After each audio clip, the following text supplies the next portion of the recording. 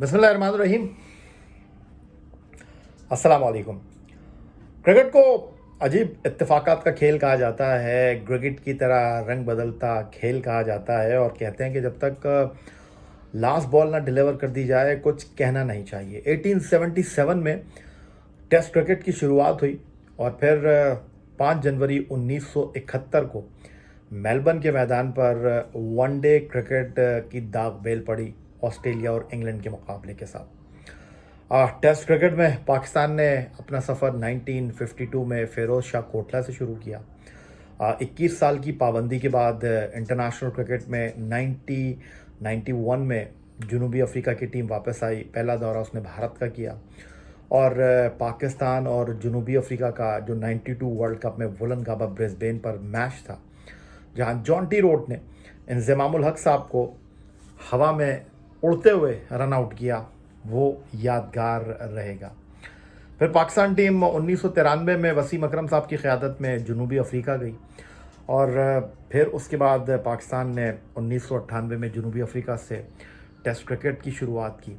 Kings meet Durban, Mushtaq Ahmed, Shoaib Akhtar की bowling के साथ पाकिस्तान ने टेस्ट क्रिकेट में जनूबी अफ्रीका के ख़िलाफ़ पहली मरतबा टेस्ट मैच जीता। आमिर सुहेल कप्तान थे और अब नेशनल स्टेडियम कराची में Pakistan team ICC test championship के 2 टेस्ट मैचों की सीरीज़ के पहले टेस्ट मैच में जीत के करीब है और शायद अगर टीम पाकिस्तान ये जीत हासिल कर लेती है, ये शायद का लफ्ज़ इसीलिए इस्तेमाल कर रहा हूँ कि पाकिस्तान टीम के ऊपर अनप्रिडिक्टेबल का टैग लगा हुआ है। हमारी टीम वहाँ से वापसी करती है जहाँ से कोई सोच नहीं रहा होता और हमारी टीम वहाँ सबको मायूस कर देती है जहाँ पर किसी को उम्मीद नहीं होती।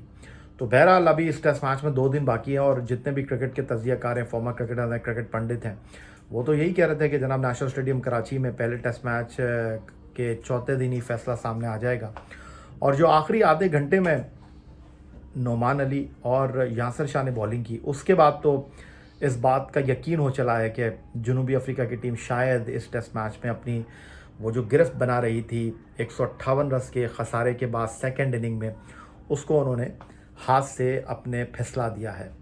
175 रन पर जनूबी अफ्रीका की दूसरी विकेट गिरी थी सेकेंड इनिंग में, वैन डोसन आउट हुए थे। फिर उसके बाद 185 रन पर फाफ डुप्लेसी आउट हुए, जिनको अलीम डार ने एलबीडब्ल्यू करार दिया था। यासिर शाह की गेंद पे वो रिव्यू लेने गए थे और फिर बॉल फ्रेम में नहीं था और डुप्लेसी बच गए थे। अलीम डार का टेस्ट मैच में दूसरा डिसीजन जो है और वो जनाब रिवर्स हो गया था। इससे पहले वैंडर डोसन जो थे उनको एलबीडब्ल्यू आउट करार दिया था अलीम डार ने और गेंद जो थी वो स्टंप में नहीं जा रही थी। लेकिन फिर उसके बाद प्लम लेग बी 4 किया यासिर शाह ने डुप्लेसी को और इस बार डुप्लेसी को कुछ सोचने का मौका नहीं मिला। लेकिन वो जो जनूबी अफ्रीका के दूसरे ओपनिंग बैट्समैन और पहली इनिंग में डीन एल्गर ने 50 किए थे, सेकंड इनिंग में मार्करम ने 50 रन किए, वो बहुत अनलकी रहे और शायद वो बहुत ज़्यादा गुस्से में थे जब वो आउट होकर गए और गुस्सा उनका बनता भी था। आखिरी लम्हात थे और उनके आउट होने से मैच का नक्शा अचानक तब्दील हो गया है। अब पाकिस्तान टीम के खिलाफ जनूबी अफ्रीका की सेकंड इनिंग में बढ़तरी सिर्फ 29 रन की है और उनकी सेकंड इनिंग में 6 विकेटें बाकी हैं और वैसे ही कहते हैं कि टेस्ट मैच के जब भी नए दिन की शुरुआत होती है बल्लेबाजों के लिए आसान नहीं होता। तो जब पाकिस्तान और जनूबी अफ्रीका के दरमियान पहले टेस्ट मैच के पहले दिन खेल ख़त्म हुआ था, स्कोर बोर्ड पर पाकिस्तान का स्कोर 33 था, 4 आउट हुए थे और वही पाकिस्तान के साथ हुआ था जो पहले दिन वही जनूबी अफ्रीका के साथ तीसरे दिन हुआ। फवाद आलम ने वहाँ से वापसी की थी अज़हर अली के साथ, 94 रन की उन्होंने 5वीं विकेट पर शराकत की थी और अब जनूबी अफ्रीका को भी कुछ ऐसी ही शराकत की ज़रूरत है। नाइट वॉचमैन केशव महाराज और उनके साथ उनके कप्तान टेस्ट क्रिकेट में अपने 3000 रन के करीब क्वांटन डे कॉक, जो कि पहली इनिंग में गालिबन 17 रन बनाकर आउट हो गए थे, क्या इस बार वो जनूबी अफ्रीका को एक बड़ी इनिंग खेलते हुए दिखाई देंगे? अब अगर मैं ये कहूँ कि ये कैप्टन्स मैच है तो शायद ये कहना गलत नहीं होगा। क्वांटन डे कॉक अगर कप्तान इनिंग खेलते हैं तो फिर सारा प्रेशर बाबर आजम के ऊपर आ जाएगा और अब कप्तान ही इस मैच को आगे लेकर जा सकता है। कप्तान के हाथ में जो है वो टीम की नाव है और कप्तान डूबा तो टीम डूब जाएगी, क्योंकि जनूबी अफ्रीका की जो टेल है वो बहुत ज़्यादा लंबी है। हालांकि आखिरी जनूबी अफ्रीका के जो 5 बैट्समैन थे उन्होंने फर्स्ट इनिंग में 65 रन स्कोर किए थे और जॉर्ज जो कि तबरेज़ शम्सी की जगह इमरजेंसी के तौर पर टीम में शामिल किए गए थे, कुमक के तौर पर बतौर स्पिनर, उन्होंने 35 रन बनाए थे। वो एक ऐसे बैट्समैन हैं जो कुछ हिस्सा डाल सकते हैं, लेकिन महाराज क्या महाराजों वाला खेल खेलेंगे?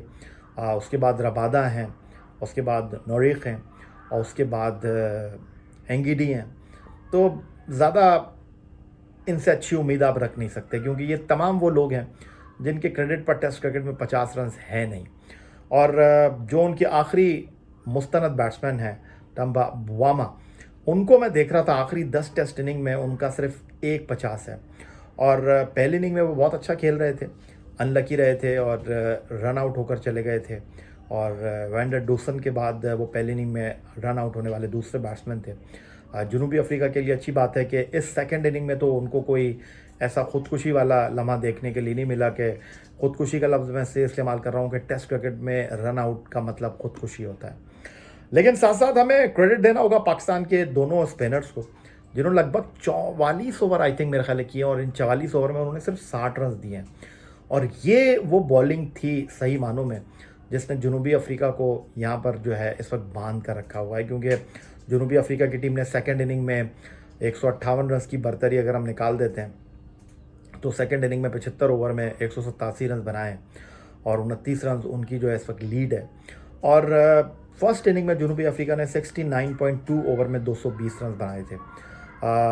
2 के रन औसत के साथ जनूबी अफ्रीका ने सेकंड इनिंग में बैटिंग की है और थोड़ा सा स्लो खेले मार्करम, मैं समझता हूँ। और वैंडर डोसन भी थोड़ा सा बहुत ज़्यादा शेल में चले गए थे।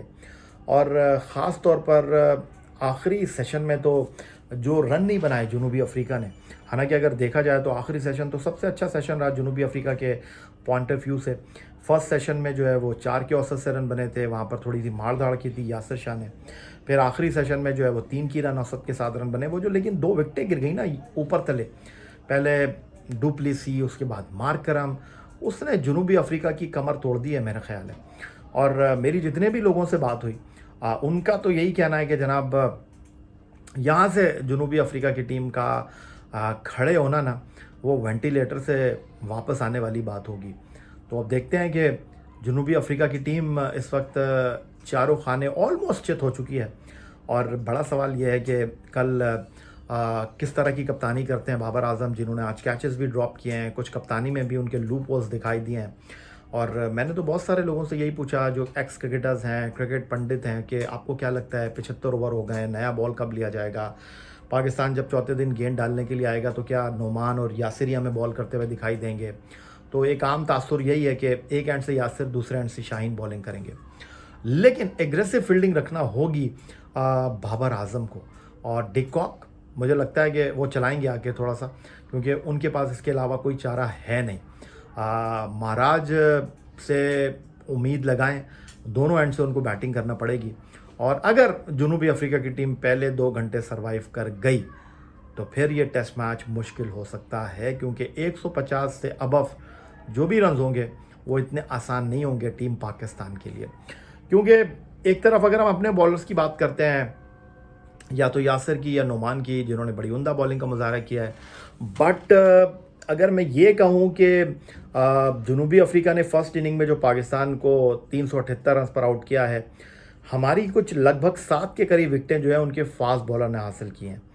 तो जनूबी अफ्रीका की पेस बैटरी, इस विकेट के ऊपर पड़ती हुई दरारें और पाकिस्तान की बैटिंग में अनस्टेबिलिटी, हमारे दोनों ओपनर्स एक डेब्यू कर रहे हैं और दूसरा कुछ इतने ज़्यादा अच्छे टच में है नहीं, तो मामलात कहाँ जाएंगे? आपको क्या लगता है, मामला ख़त्म हो गया है, कहानी लिखी जा चुकी है, जनूबी अफ्रीका हार गया है टेस्ट मैच, पाकिस्तान जनूबी अफ्रीका के ख़िलाफ़ कराची में पहली बार चैम्पियन बन चुका है, या आपको लगता है कि अभी कहानी बाकी है?